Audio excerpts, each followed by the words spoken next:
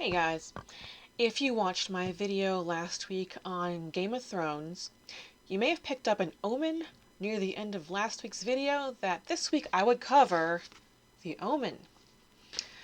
So I am. There is one book and two movies for me to work with.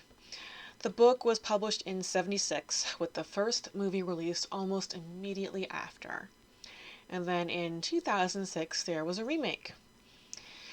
The 1976 movie and the book are almost verbatim, from the sequence of events to the dialogue, and the 2006 remake sticks pretty close to the source material too, but it goes a couple extra miles in ways that we will get to shortly.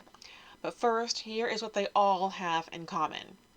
First, the church involving Mr. Thorne to pull the old switcheroo on his wife to spare her the grief of a stillbirth that she does not yet know about, giving her someone else's baby whose mother died in childbirth in a well-meant effort to create a happy ending. Then followed by the montage in both movies of the Thorne family during Damien's toddler years, to the sudden suicide of their first nanny by hanging herself at his birthday. The only detail from the book that was omitted by both movies was that this nanny was in full clown costume when she hanged herself, which, if this were in the movies, it would have really added a layer of grotesquerie and maybe even reinforced people's fear of clowns. Then there's the introduction of Mrs. Baa'lock, who is equally creepy in the book and both movies. And then there's Damien's big freak out in the car on the way to church. Then all these strange dogs start suddenly coming around. And there's the trip to the zoo where Damien's presence really pisses off all the animals, especially the monkeys.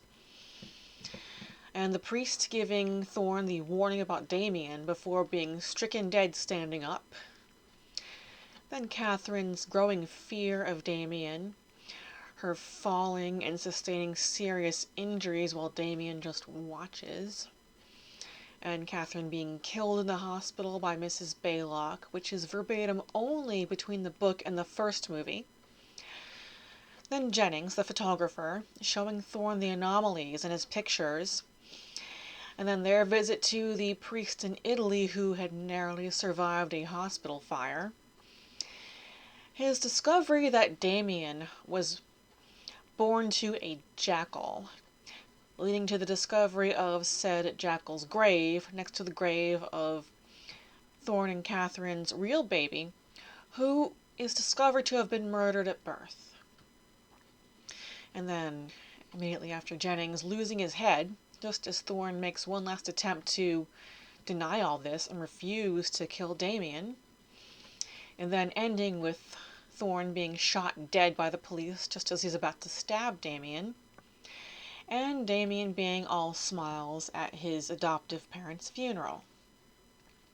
Now, the extra miles covered in 2006 include, and they were done kind of to, first also to modernize the story to the year of its release. And this adaptation includes the prologue in the book, where a black star is seen through a telescope and is taken as portent of the coming disasters. And there's a meeting of church guys to talk about it, and they piece together all the past tragedies, such as the explosion of the Challenger and the attack on the Twin Towers, and they deduce that the worst has yet to come.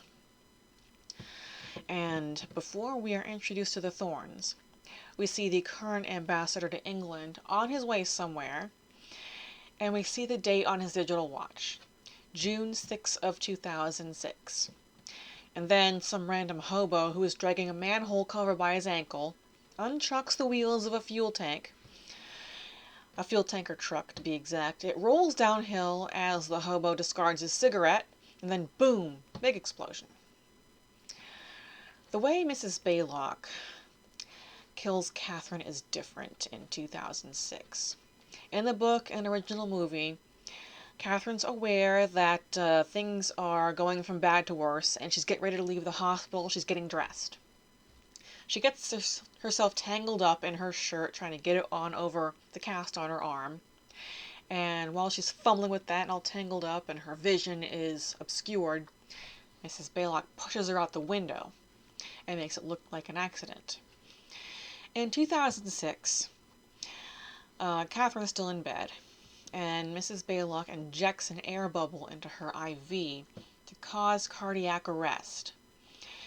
The only noticeable mistake being that while it shows a flat line on her monitor, Catherine is still struggling. Flat line means dead. No brain activity, no heartbeat. Since she's still struggling in this scene, that heart rate monitor should be peaking like crazy. And that is everything to be said about the Omen. Now, I'm happy to announce that I have my first viewer request. Thank you, Virus Gamer. I have the Fear Street trilogy incoming from Amazon. Until then, I thank you all for watching, and please subscribe if you haven't already and click that notification bell to always get my latest videos. And I'll see you back next week for The Messenger.